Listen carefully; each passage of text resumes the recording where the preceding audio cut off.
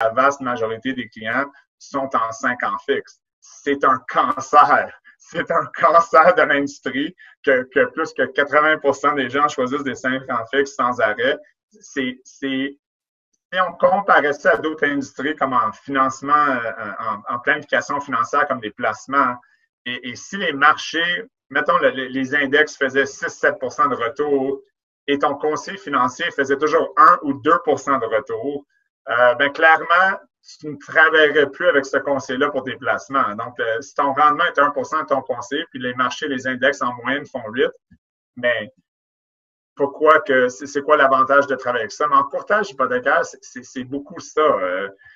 Si on regarde le rendement ou quand est-ce qu'il faut choisir certains produits et quand, les 5 ans fixes ne sont pas, même si sont la vaste majorité des clients qui choisissent, ne sont pas les produits qui sont les plus rentables. Le domaine du courtage est en constante évolution. Dans une ère technologique où le changement est presque assuré et inévitable, il faut plus que jamais rester à jour et s'adapter aux tendances innovatrices de notre domaine. Vous voulez apprendre des meilleurs courtiers hypothécaires et immobiliers du Québec? Vous voulez devenir un leader dans le courtage? Voici le podcast qu'il vous faut. Les courtiers du Québec avec Seroujane Kenishalingam. Donc, Monsieur Ryan Lahaye, comment ça va? Ça va bien, merci. Yes, merci Ryan. Je sais que tu es un gars occupé, puis tu as décidé de faire ça avec moi, ce podcast, pour partager avec les autres. Donc, je te remercie encore une fois d'avoir accepté mon invitation. Pas trop. Donc, je sais que tu es un monstre dans le courtage hypothécaire. Donc, avoir un monstre dans mon podcast, je suis tellement contente. On va avoir une bonne conversation. Sans plus tarder, j'aimerais ça que tu prends 2-3 minutes juste pour te présenter. Je pense qu'il y a personne mieux que toi qui peut te présenter. Dis-moi qui tu es, qu'est-ce que tu fais dans la vie, combien de temps tu as été courtier hypothécaire. Yes, je te laisse parler. Bon, où commencer? J'étais né en 1981. Écoute, rapidement, je suis d'origine de Nouveau-Brunswick, donc pas du Québec. On va peut-être entendre un peu de ça quand je parle. Mon background un peu dans l'hypothèque. En fait, je suis actuaire de formation. J'ai étudié en actuariat aux États-Unis, à Buffalo et aussi à Concordia. J'ai gradué en 2005 ou 2006, honnêtement, par cœur. Je pense que c'était 2005. Et puis, j'ai commencé à travailler comme actuaire pour une banque. Je faisais de l'analyse de risque. En fait, je travaillais un peu pour la CBC. Et puis, à un certain moment, je trouvais que c'était extrêmement long et plate. Donc, quelqu'un m'a suggéré d'essayer de faire de la vente en hypothèque. J'ai dit, bon, écoute, j'étais jeune dans le temps, peut-être plus ignorant que je suis aujourd'hui. J'ai dit, OK, on va essayer ça. J'ai commencé à travailler pour la CBC comme représentant, en fait, pour une division de la CBC qui s'appelait HLC dans le temps. Et puis ça fait 15 ans de ça. Donc, I never look back. Ça a l'air que j'aimais l'hypothèque. J'aimais le contact avec les gens. Avant, c'était très analytique à ce que je faisais. Je parlais presque à personne. C'était plutôt des analyses, des rapports d'analyse de risque, de plein de sortes de rapports. Et puis maintenant, j'ai la chance de donner des conseils, rencontrer des gens, faire des rencontres en ligne avec des gens incroyables comme vous. Et puis, en passant, Ryan, arrête tout de suite, tutoie-moi, s'il te plaît. Toi, comme vous, s'il te plaît. Tu vois, j'y vais tout de suite donc comme toi. Et puis, c'est ça. J'ai réalisé rapidement qu'il y avait un manquement dans le marché hypothécaire.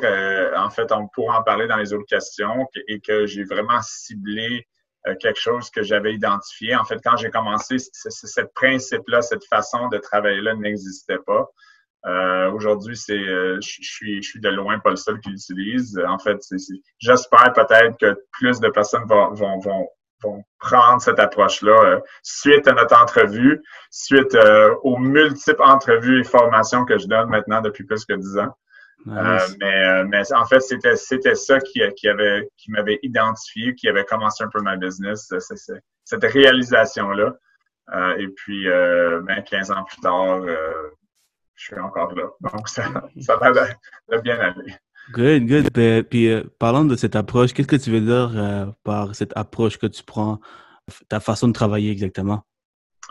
Ben, l'approche exacte, c'est en fait quand je suis rentré dans n'importe quel étant une personne analytique pour commencer, mais il fallait que Mhm. j'analyse, right? Donc j'ai Mhm, mhm, commencé à analyser, mais qu'est-ce qui faisait qu'est-ce qui faisait que quelqu'un allait avec un courtier hypothécaire ou un autre? Qu'est-ce qui étaient les besoins de chaque client, de mhm, chaque emprunteur? Et puis comment que, de façon scientifique, de l'analyser, puis comment que je pourrais me différencier, comment que je pourrais prendre une approche qui serait un peu différente, contrairement à qu'est-ce que je voyais sur le marché, que ce soit d'un représentant bancaire, d'un courtier hypothécaire. Mais c'était quoi la réponse? Peut-être qu'il n'y en avait pas, mais c'était la première chose que j'ai fait. Et qu'est-ce qui m'a surpris, c'était que les gens étaient uniquement, en fait, dans le temps, en 2005, tout le monde, la seule question, en fait, la seule réponse que les gens cherchaient lorsqu'ils voyaient un courtier hypothécaire ou un conseiller bancaire, c'était, mais c'est quoi ton taux d'intérêt? C'est quoi mhm, le plus bas taux d'intérêt? mhm, Très rarement, on voyait des courtiers. En fait, moi, dans le temps, dans les recherches que je faisais, il n'y a personne qui travaillait dans ce. Il parlait de service, hein, de service. Je vais te rappeler rapidement. Oui, oui, ça existe.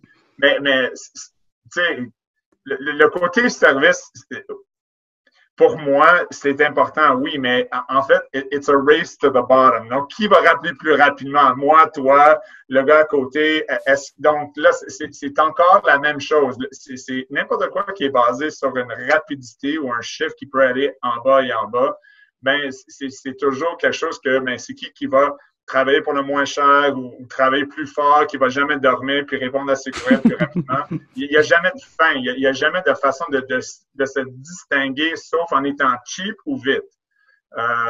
Et je voulais pas être cheap et je voulais être vite, mais vite, c'est bon des fois, puis des fois, c'est pas bon. Ça dépend. Si je parle à ma femme, peut-être vite, c'est moins bon.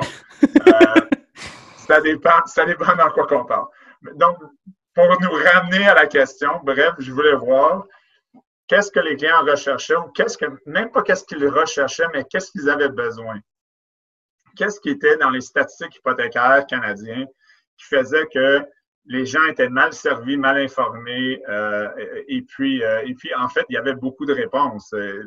Premièrement, la vaste, et ça reste vrai aujourd'hui, la vaste majorité des clients sont en 5 ans fixes. C'est un cancer. C'est un cancer de l'industrie que plus que 80% des gens choisissent des 5 ans fixes sans arrêt. Si on comparait ça à d'autres industries comme en financement, en planification financière, comme des placements, et si les marchés, mettons, les index faisaient 6-7% de retour et ton conseiller financier faisait toujours 1 ou 2% de retour, ben clairement, tu ne travaillerais plus avec ce conseiller-là pour tes placements. Donc, si ton rendement est 1% de ton conseiller, puis les marchés, les index en moyenne font 8, mais pourquoi que c'est quoi l'avantage de travailler avec ça? Mais en courtage hypothécaire, c'est beaucoup ça. Si on regarde le rendement ou quand est-ce qu'il faut choisir certains produits et quand, les 5 ans fixes ne sont pas, même s'ils sont la vaste majorité des clients qui choisissent, ne sont pas les produits qui sont les plus rentables, ni les plus flexibles au niveau de plusieurs raisons. Pourtant, la vaste majorité des Canadiens étaient là-dedans. Donc, c'était une erreur. Donc, juste là, d'approcher le client en lui disant, écoute, regardez qu'est-ce qu'on vous suggère. Je sais que toi, tu rentres, monsieur le client, en disant, moi, je veux un 5 ans fixe, j'ai vu ce taux-là. Mais en fait, pour ta situation, tu n'as pas besoin d'un 5 ans fixe. Ou essentiellement, tu n'as pas besoin d'un 5 ans fixe basé sur une clause de pénalité différentielle auto-affichée. C'était de rentrer dans l'analyse du produit elle-même et de regarder au niveau statistique, pan-canadien et régional, qu'est-ce qui était mieux pour chaque client et de prendre une approche beaucoup plus scientifique au niveau des clients. Donc, cette approche-là a été développée sur les années. Et là-dessus, on a mis des layers de sales un peu. Là. C'est sûr qu'on est en vente, donc il faut aussi have a little bit of salesmanship, comme on dit. Donc, une combinaison de science et de motivation a créé un peu la formule qu'on utilise encore aujourd'hui et qu'on donne en formation à nos courtiers qui fait qu'ils ont du succès aussi. Là. C'est pas, ça a l'air simple, mais c'est pas si simple que ça. Dis-moi, Ryan, est-ce que tu veux faire mon hypothèque? Man, je comprends tout ce que tu dis. Qu'est-ce que tu as besoin? Je comprends tout ce que tu dis. Je comprends tout ce que tu dis, mais en même temps, ça a l'air vraiment cool comment que tu divulgues l'information, puis je comprends pourquoi les clients font affaire avec toi. C'est vraiment cool. Puis la science, le mot la science, vraiment, tu as une approche super différente parce que tu as un background différent aussi. Donc, souvent, les courtiers hypothécaires qui viennent dans l'industrie, ils sont plus le côté vendeur en eux. Donc, ils prennent les informations de la banque, puis ils repartagent cette information avec le client, souvent. Mais il faut regarder quelle est la meilleure option pour le client. Et ça, c'est les banques vont pas te dire j'ai un mauvais produit. Non, ils vont pas te dire ça. C'est toi qui faut analyser le produit de A à Z pour comprendre que c'est un bon produit ou un mauvais produit, puis par la suite, repartager cette information avec la banque. C'est qu'est-ce que tu fais, ce que tu as compris à le faire, tu vois. C'est vraiment intéressant.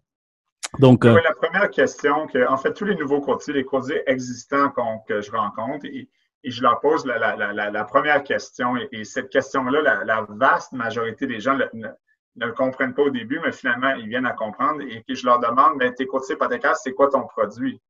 Puis souvent, tout le monde me répond, ben, c'est des hypothèques, marge de crédit, 3 ans, 5 ans fixe, c'est multiprêt, c'est Fannie-prêt, c'est Hypothéca. Et fundamentally, ils ont mal compris que ce n'est pas leur produit. Il faut travailler sur notre produit. Et notre produit, fondamentalement, qu'est-ce que c'est? C'est nous. C'est toi. Mm-hmm. The product, les gens prennent de l'hypothèque ou choisissent leur conseiller hypothèque comme ils choisissent leur politicien. Pas nécessairement toujours à cause, et ça c'est l'aspect vente, pas nécessairement à cause de leur, qui lit vraiment tout le texte et la plateforme du Parti libéral ou conservateur ou au Bloc québécois, peu importe, personne. Des fois, ils vont faire le sondage en ligne, puis là, la machine va leur dire « Ah, mais moi, je suis vert, OK, je vais voter vert. » Mais en réalité, qu'est-ce qu'ils font? C'est qu'ils écoutent le leader et ils achètent le produit qui est la personne normalement qui est le leader derrière la partie, la vaste majorité du temps. Et en hypothèque, c'est beaucoup ça. Donc, si tu as travaillé une affaire comme nouveau courtier ou comme courtier en général, c'est de travailler sur toi. Et toi, c'est pas d'avoir des meilleurs taux, c'est pas d'avoir des meilleures façons d'expliquer, c'est de travailler sur toi comme personne. Comment tu approches les clients, qu'est-ce que tu fais dans les rencontres, les gestes, les mots que tu utilises, the language, transformational or non-transformational. Tout cet aspect-là de qu'est-ce qui est l'art de vendre ou l'art de connecter à un autre être humain doit être travaillé de façon très, très, très profonde. Et la vaste majorité du temps, le courtier devrait travailler là-dessus. Pourtant, il travaille sur connaître ses normes et connaître comment passer un dossier. Si j'avais une phrase à dire à un courtier, je lui dirais qu'arrête, en anglais, ce serait, stop trying to be something for everyone and just try to be everything for some. Donc, qu'est-ce que je veux dire par ça? Puis, il y a un auteur qui écrit beaucoup là-dessus, c'est que on est tellement transactionnel. On essaie de trouver une solution pour tout le monde qui nous appelle. On est réactionnel. Donc, mais moi, quelqu'un m'a appelé, puis lui, il s'est fait faire ça, donc je vais essayer de trouver mieux. C'est très réactionnel. Et ça peut être utile des fois, mais c'est pas la façon de bâtir une business. En réalité, qu'est-ce que tu veux? C'est que tu veux avoir ça. Toi, t'es quoi, toi? Moi, je suis ça. I stand for this. Je veux faire ça. Je veux chercher des clients de ce domaine-là. Je veux avoir X, Y, Z. Définis qu'est-ce que tu veux comme business et sois tout pour cette gamme de clients-là. Et quand tes clients ne sont pas dans cette gamme-là, let it go. C'est correct de dire non. C'est correct. En fait, vous devriez dire non. La vaste majorité des courtiers devraient dire non au moins à 50% des clients qui leur contactent. Si ce n'est pas le cas, Oui. Si ce n'est pas le cas, qu'est-ce qui va arriver? C'est que vous allez vous réveiller une journée avec 50% de votre clientèle que vous haïssez. Comment que vous voulez avoir du succès avec des gens que vous... If you have a portfolio of asshole clients, excuse-moi, j'ai sacré, tu pourras le corriger. J'adore, let's go. Mettre un beep. You'll have an asshole business. If you don't want that kind of business, don't take it.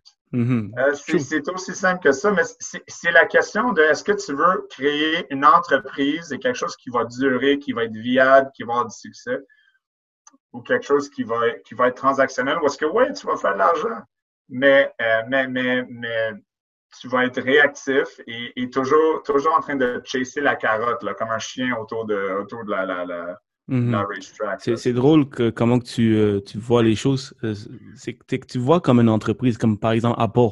Apple, ils ne marketent pas leurs produits pour les gens qui ne veulent pas dépenser un sou. Tu vois? Tu vas acheter un MacBook, ça coûte 3000 $.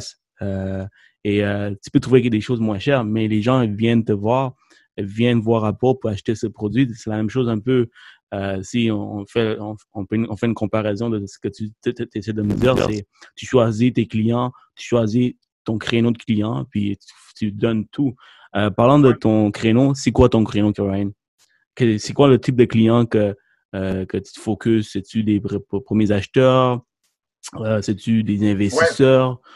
Moi, mes clients, c'est des clients qui recherchent essentiellement une analyse de gestion de leur dette qui est basée, qui est une gestion. En fait, qu'est-ce que je recherche d'un client? C'est quelqu'un qui peut avoir une relation avec un courtier hypothécaire qui va lui donner une gestion de sa dette à long terme.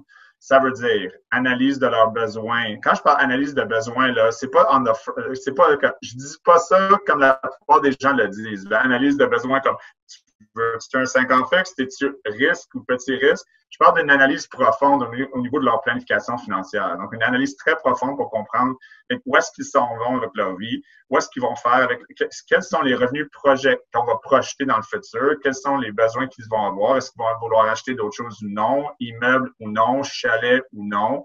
Qu'est-ce qu'ils auront besoin? Oui, ça, c'est ma femme qui vient me voir. Salut! Tu veux être dans l'entrevue? Ouais, je suis dans l'entrevue. Merci. Et voilà. On a des bloopers. You can edit that part. Or not. Je mettrai dans la partie bloopers. Ouais, c'est ça. Je voyais quelque chose. C'est pas si pire. J'ai vu à la chaîne nationale.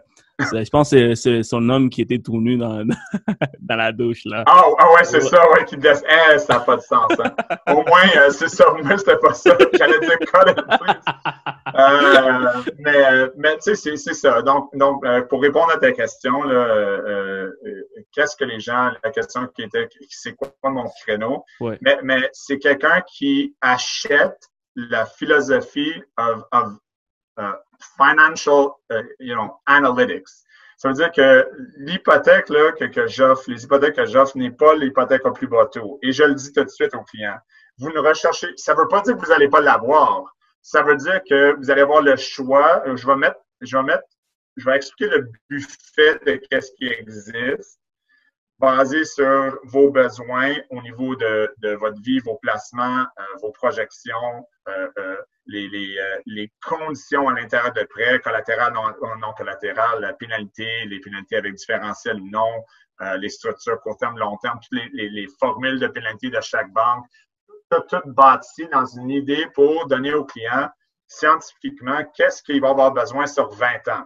Donc, la gestion qu'on fait, le premier choix de produit, on utilise des statistiques pour regarder dans ce type de client-là, comment il va se réagir, qu'est-ce qui va arriver dans sa vie dans les prochaines années et pourquoi qu'il devrait choisir un 2 ans versus un 5, pourquoi? Pourquoi un 5 ans dans ce cas-ci ou un variable, pourquoi? On mixe là-dedans les politiques monétaires de la Banque du Canada, tout ce qui est les obligations et les perspectives obligataires. Quand je parle de travailler sur le produit qui est toi, ça veut dire that's knowledge.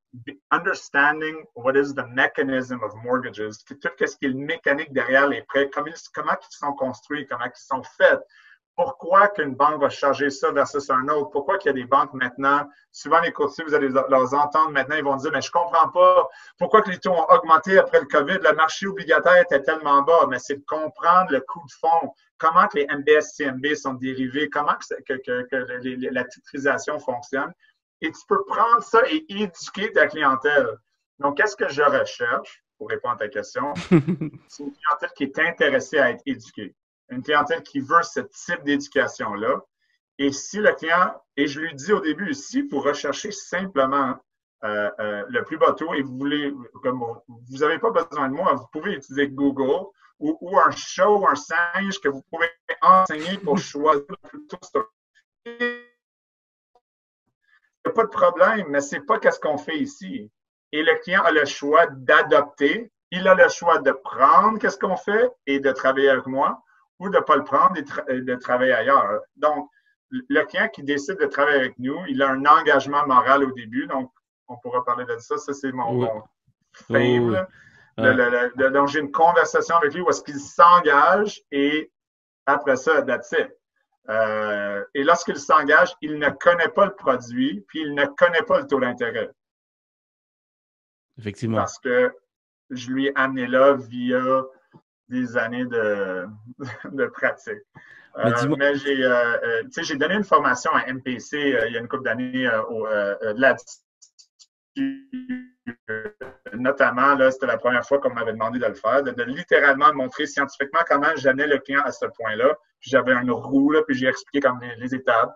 Puis je ne sais pas s'il y en a qui l'utilisent maintenant. Je pense qu'il y en a quelques-uns qui l'utilisent, mais dis-moi, Ryan, ça marche. Un courtier qui veut apprendre tout ça, être analytique plus dans ses conversations, amener à parler de gestion de risque, gestion de rendement et choisir l'hypothèque en fonction de tout ça. Où est-ce que tu vas apprendre tout ça? Tu sais, habituellement, on n'apprend pas ça à l'école, on n'apprend pas ça par les banques, on n'apprend nulle part. Et as-tu un cours que tu me recommandes ou tu me demandes de retourner à l'université là? Mais en fait, non, ça s'apprend. En fait, nous, on l'enseigne. Donc, la réponse qui va être un peu vendeur Fais-moi pas ça, Ryan. Fais-moi pas ça. Écoute, il y a une personne qui donne cette formation, qui est une excellente équipe de compagnie. Il est ici. Mais non, mais c'est une blague. Pour vrai, tu donnes cette formation pour tous les courtiers? Oui, mais le coup, c'est qu'il faut que tu viennes travailler pour nous. Je pense pas, c'est très bon.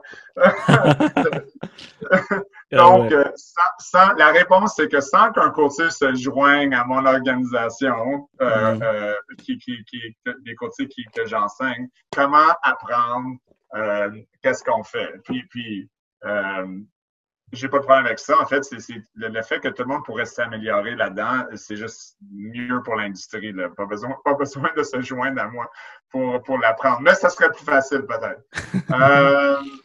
Ça serait, en fait, c'est de travailler sur vous. Donc, la première chose qu'on fait avec l'équipe, donc le travail qu'on fait via l'équipe, et ça, c'est toujours leur choix de prendre les informations. Hein?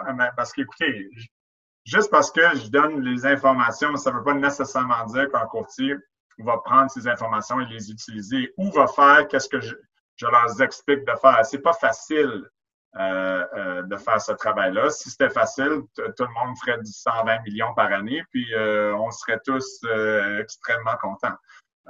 Effectivement, mais juste en parenthèse, Ryan, le but de ce podcast, c'est que tu partages tout ce que tu peux. Et à travers mes questions, le courtier qui nous écoute aujourd'hui, il applique une ou deux choses ou tout pour aider sa business, pour améliorer sa business. C'est un peu la raison de mon podcast, c'est la raison pourquoi je fais ça, c'est mon projet. Donc c'est ça. Donc, où est-ce que tu voulais en venir? La question, quoi faire?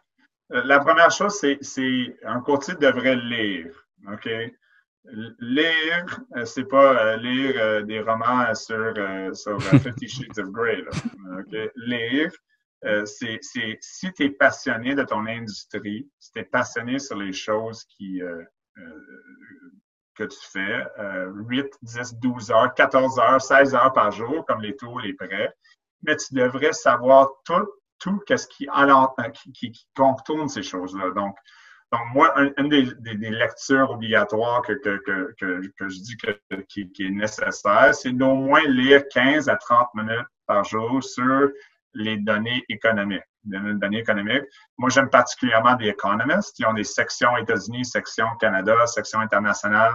Et le plus que vous pouvez comprendre qu'est-ce qui se passe globalement au niveau macroéconomique, au niveau microéconomique, au niveau des marchés, le plus que tu peux prendre des morceaux ici et là et formuler ça en avant d'un client pour que vous puissiez démontrer que vous êtes extrêmement en contrôle de qu'est-ce qui se passe mondialement, localement, nationalement. Donc, ça, c'est la première chose. Parce qu'il y a une question là-dedans de vente et de connaissance. Connaissance parce que ça va t'aider dans les analyses, oui, mais simplement quelqu'un qui est en avant de toi, qui est extrêmement intéressant avec plein d'informations quand tu es un client puis qui te partage plein de choses, contrairement à quelqu'un d'autre qui dit « Ah, ben moi, j'ai un bon taux à 2,39 », tu risques d'aller avec la personne qui est plus intéressante. So, ma réponse est be interesting. And the only way you can be interesting is by becoming interesting, which is reading and learning. Donc apprends, lis. Donc, ça, c'est The Economist au moins 30 minutes par jour. C'est très bon. Tu peux t'abonner, c'est pas cher. C'est en anglais, malheureusement. Ça peut être les affaires. Mais c'est vraiment d'avoir une lecture de choses qui est large. Donc, pas toujours juste français, pas toujours local, vraiment international. Lire les politiques monétaires de la Banque du Canada à chaque fois qu'il sort. Obligatoire. C'est long et c'est plate. Mais si vous le faites pour des années, l'information que vous allez obtenir, le nombre de connaissances que vous allez avoir, il y a personne qui va être en mesure de compétitionner avec ça. Vous allez détruire votre compétition. Donc, mettez-vous dans une position, j'ai vu un film il y a une couple d'années il y avait une citation qui était vraiment bonne, c'était en anglais, c'est Put yourself in the fuck you position. Puis ça, c'est mets-toi dans une position que, tu sais quoi, c'est ça, c'est qu'il n'y a rien qui peut t'arrêter. Et c'est la beauté là-dedans, c'est il n'y a pas de limite. Puis après ça, lire des livres, c'est lire des livres aussi sur qu'est-ce qui est vente, qu'est-ce qui est philosophie. Simon Sinek, c'est un incroyable écrivain. Donc, mettons quelque chose qui est plus populaire, là, Simon Sinek, ça serait bon. Mais il y en a plein.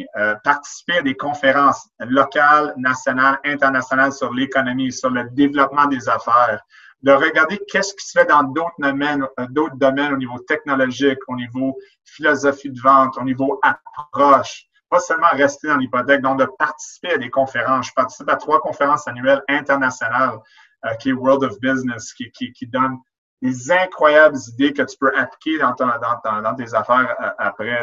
L'idée, c'est de sortir de l'hypothèque de ton day-to-day qui est facile à apprendre et de prendre qu'est-ce qui se fait le meilleur dans d'autres industries et de développer une approche qui est authentique, qui est à toi. Pas l'approche de Ryan, pas l'approche de Medispray, pas l'approche de n'importe qui, de l'approche qui est à toi parce que you built it and you created it. Donc, c'est un peu ça Amazing, man. C'est vraiment cool. Puis, une des questions que je pose, c'est quoi le secret de ta réussite? Mais je comprends parfaitement c'est quoi ton secret. C'est toute l'information que tu te donnes. T'es interesting. You're like, I want to do. Je t'ai dit tantôt, je voulais faire mon hypothèque avec toi. Passion is the answer. Passion. Parce que you care. Because si tu es authentique, pas faux, là, pas être tout excité en avant des clients, là, mais d'être vraiment, c'est parce qu'on s'entend la différence entre juste, tu sais, comme tripping out, là, c'est pas ça que je suis en train de dire, là. C'est bon d'avoir de l'énergie, mais c'est pas bon non plus d'avoir là d'un fou en arrière d'un bureau, là, qui fait le clown, là. Exactement. C'est d'être authentiquement intéressé aux gens, aux êtres humains. Les gens, à la base, veulent se faire écouter, veulent se faire comprendre. Personne ne les écoute. Leur mari ne l'écoute pas, leur femme ne l'écoute pas, leurs enfants ne l'écoutent pas, les grands-parents ne les écoutent pas. Mais en avant d'eux autres, en ce moment, ils ont un qui partage de l'information pertinente et intéressante. Donc, c'est la combinaison de ces choses-là dans le monde qu'on vit actuellement va créer l'énergie autour de votre entreprise. L'écoute, automatiquement, si tu écoutes, le client, il va sentir que tu cares, tu comprends? Merci de partager ça, Ryan. Ma prochaine question, donc, qu'est-ce que tu voulais être quand tu étais plus jeune? Je sais que tu as étudié pour devenir actuaire, tu es devenu actuaire, mais quand tu étais plus jeune, qu'est-ce que tu voulais faire exactement? Tu sais, au secondaire, quand on est plus jeune, on ne dit pas qu'on veut devenir actuaire, c'est les autres qui sont, on connaît même pas c'est quoi un courtier hypothécaire. Toi, qu'est-ce que tu voulais faire quand tu étais plus jeune? En fait, j'avais un upbringing assez intéressant là-dessus. J'ai jamais voulu être quelque chose. J'ai jamais eu des rêves de devenir. Tu sais, mon emploi était jamais relié nécessairement à qu'est-ce que je voulais faire ou devenir. Et reste aujourd'hui que ça me définit pas. C'est un peu une réponse bizarre, là, mais j'ai jamais eu de rêve comme enfant d'être un policier ou un avocat ou Superman with a cape. Ça a été quelque chose qui m'intéressait. En fait, qu'est-ce que je voulais? Où est-ce que j'ai toujours été intéressé? J'avais des visions de qu'est-ce que je voulais faire, mais c'était très général, dans le sens. Puis j'essaie d'expliquer ça à niveau courtier aussi, que c'est parce qu'ils se cherchent. Souvent, les gens se cherchent en courtage, n'importe où. Ils ne sont jamais contents exactement parce qu'ils ne peuvent pas vraiment définir qu'est-ce qu'ils recherchent comme pour leur rendre happy, non, pour leur rendre heureux. Et depuis que j'étais jeune, moi, c'était plus une image que d'autres choses. Une image qui est pas trop définie, mais en général, exemple comme une belle journée. Tu n'es pas obligé de savoir exactement qu'est-ce que tu vas faire dans une journée, mais tu peux t'imaginer que il y a un lac, l'air est frais, et dans cet environnement-là, je me sens bien. Le type de vision que j'avais pour moi, c'était des choses qui ressemblaient à ça et que je voulais faire des choses qui pourraient créer ces genres d'émotions-là et des feelings-là à l'intérieur.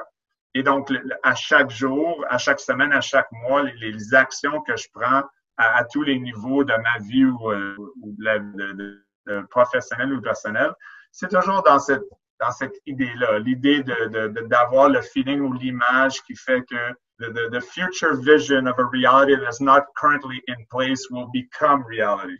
Je t'avais dit que l'entrevue serait mieux, mais c'est ça. Ah ben, écoute, j'ai l'impression que je le comprends. On dirait que en fait, pour mettre ça plus simple, tu vis sur le présent et les émotions que tu vis dans le présent, c'est ça que tu cherches. Alors, you want to be happy today, you want to be happy now. Alors, if you're happy now, that's all, right? C'est quelque chose comme ça, un petit peu? Just sort of now. Ouais, je suis dans le moment. Dans le moment, exactement. C'est drôle. Une affaire sur Netflix que je suis pas un gros fan de basketball. Ma femme écoutait le Last Dance. Puis c'était drôle, il parlait de Michael Jordan, puis il disait que son plus gros talent était simplement qu'il était jamais stressé de manquer un shot, il était jamais vraiment stressé il était juste toujours dans le présent. Puis quand il avait dit, je pense que c'était le dernier épisode qu'il avait dit ça, je me disais, you know what, c'est comme ça que je me sens. J'ai pas vraiment une affaire de, oh my God, comme dans 2 ans, je vais faire 100 millions. Comme quand je rentrais en courtage, 100 millions, ou 10 millions, 50 millions, c'était jamais un but. C'était juste, à chaque jour, je faisais le travail, j'aimais ça, j'avais un bon feeling et je continue encore aujourd'hui. J'ai pas de plan pour le futur, j'ai pas de plan pour embaucher 8 autres adjoints, puis ça va arriver, qu'est-ce qui va arriver, parce que ça va être supposé d'arriver de cette façon-là. That's the way it's gonna be. Wow, amazing, man. Je suis capable de comprendre parce que je suis un peu comme toi, c'est-à-dire que je vis sous le présent. Nothing stress me. Je viens d'un milieu où j'ai vécu la guerre civile. Je viens ici, puis la vie est belle, you know. Et qu'est-ce qui est stressant? Tout est relatif, hein, c'est ça. Exactement. Dis-moi, Ryan, je connais pas trop ton background chez Planipress, c'est-à-dire le nombre de millions que tu fais. C'est sûr, c'est pas honnête de dire Ryan fait 100 en dessous de mon nom, puis on va être honnête avec la discussion, là, parce que en hypothèque, là, les millions et les volumes, là, c'est une conversation extrêmement malsaine et it's like, on mesure, pour les hommes, c'est comme mesurer, il est toujours deux pouces plus long qu'il est vraiment. Donc, oh man, you're killing me, man. La discussion de volume, pour moi, est toujours un peu drôle quand je parle au courtier, mais écoute, pour être honnête, l'année passée, j'ai fini avec 108 millions. Ça, c'est pas mon équipe, là. C'est juste sous mon nom. L'équipe est beaucoup plus que ça, naturellement, mais c'est même pas vrai que le 108 millions, c'est moi qui l'ai fait. S'il y a un courtier qui croit vraiment que je rencontre 108 millions de business résidentiel personnellement, ben clairement, j'ai des talents que je ne connais pas. J'ai des employés, j'ai des salariés, j'ai une adjointe, ils sont tous licenciés. Oui, je parle à la plupart des clients et je fais des analyses, c'est vrai. Mais ça reste que, tu sais, on a quand même 3 employés, une adjointe, j'ai un directeur général qui gère l'équipe et tout le volume équipe. Donc, j'ai quand même une structure de business, d'entreprise derrière moi au niveau interne, qui est le volume personnel, qui est à peu près 108 millions. Et pour l'autre 300 millions de l'équipe, ben, c'est géré aussi via mon partenaire qui travaille avec moi, là. Donc, tu sais, c'est... Encore là, un courtier probablement qui fait 60 millions de seul fait beaucoup plus que moi en réalité. Là. Donc, le volume n'est pas important. L'important, c'est de faire une différence pour le plus de gens possible, honnêtement. C'est sûr. Mais ça reste que tu as battu une entreprise avec autant de volume hypothécaire, c'est parce que tu réussis bien. Puis pour quelqu'un qui comme moi, qui veut un jour atteindre ce niveau, j'aimerais ça plus comprendre comment c'est quoi le fonctionnement, comment c'est que tu as combien d'adjoints, qu'est-ce qu'ils font exactement. Tu parles avec le client d'abord, après ça, boum, tu dispatches à tes adjoints qui prennent la documentation, ou c'est l'adjoint qui parle, puis toi tu viens à la fin. C'est quoi le système exactement? Oui, donc c'est important d'avoir un système. Il y a un trial and error, là, un peu quand on a construit le système. J'ai utilisé beaucoup des structures qui ont été utilisées dans d'autres domaines. Je vais vous donner les principes parce qu'il y a quand même beaucoup de protocoles. Principe numéro 1, c'est que ton closer, la dernière chose que tu devrais donner à un employé, que ce soit adjoint, que ce soit courtier, adjoint, peu importe le titre, c'est le premier contact.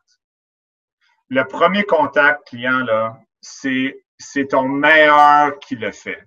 Ça veut dire que c'est meilleur étant relatif, là. Peut-être j'ai quelqu'un qui est meilleur que moi à faire le premier appel, mais peu importe qui cette personne est, la personne qui est le closer as first contact.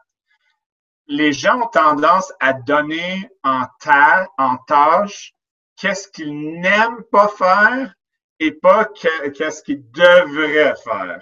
Et ça, il y a vraiment une différence entre qu'est-ce que tu n'aimes pas faire dans une journée et qu'est-ce que tu devrais faire. Moi, des fois, oui, j'aimerais être sur la plage toute la journée, mais je ne ferais pas beaucoup de business si je suis sur la plage toute la journée. Il y a des choses que tu décides que tu choisis de faire, pas parce que tu l'aimes, pas parce que tu es passionné de le faire, mais parce que cette chose-là doit être faite pour t'amener à la vision de ton futur que tu veux atteindre. Et c'est la raison pourquoi tu le fais. Pas parce que tu l'aimes, but because you want to, because it's worth it. First contact, c'est tout. Et c'est l'affaire la plus difficile. Et la plupart du temps, les gens ne veulent pas faire le first contact, l'adjointe, quelqu'un d'autre, parce que c'est du gossage. Ouais, mais auto, j'ai trouvé 2,39. Puis là, il faut que tu lui parles, puis c'est du gossage. Mais it's the most powerful thing. Donc, le premier contact, la connexion du premier contact, c'est tout. Les premiers 10-15 minutes, la meilleure personne devrait faire ça. Après, honnêtement, tu peux dispatch de la façon qui est plus fonctionnelle via ton entreprise. Donc, ça peut être un adjoint qui va planifier la rencontre, soit avec toi, soit avec un courtier adjoint. après ça, c'est ça. Construire le dossier. Deuxième point, construire le dossier, ça doit être fait. Moi, personnellement, tu peux le faire en ligne, tu peux le faire via en téléphone, tu peux le faire en personne. Mais l'idée, c'est que tu dois développer une relation. Donc, soit la relation est développée avec le client, la connexion humaine que je parlais tantôt est développée au début. Après ça, tu construis le dossier comme tu veux. Mais fais attention, la connexion humaine doit être en premier. Les gens sont très transactionnels. Ils vont construire tout le dossier, ils vont donner toutes leurs recommandations, puis après ça, ils vont essayer de connecter. C'est un bit late. Tu sais, ça devrait être fait au début, là. Donc, connexion humaine, construire le dossier. Puis, lorsque le dossier est construit et la connexion humaine qui est faite, connexion humaine étant le plus important, ça, c'est la roue que je parlais tantôt, là, les choses à faire. Mais après ça, la troisième chose, c'est l'engagement moral avant que tu te donnes tes recommandations. Donc, l'engagement moral, si tu dis au client, ben ça, c'est I stand for this. Moi, je fais ça dans la vie de façon enrôlante. Moi, je fais ça, c'est ça qu'on va faire avec toi, c'est ça le service qu'on offre en général et t'explique, et la valeur ajoutée qu'on offre.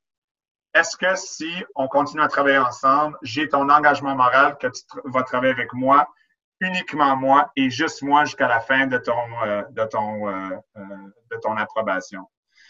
Puis si le client dit oui, tu continues. S'il dit non, t'arrêtes. Tu demandes quasiment phrase mot par mot ce que tu viens de dire. Straight up like that. Straight up, wow. Oui, Ryan. Non, mais tu peux dire non. Et en passant, il y en a plein qui disent non, hein. Ils sont comme non, c'est pas pour moi ça. OK, no worries.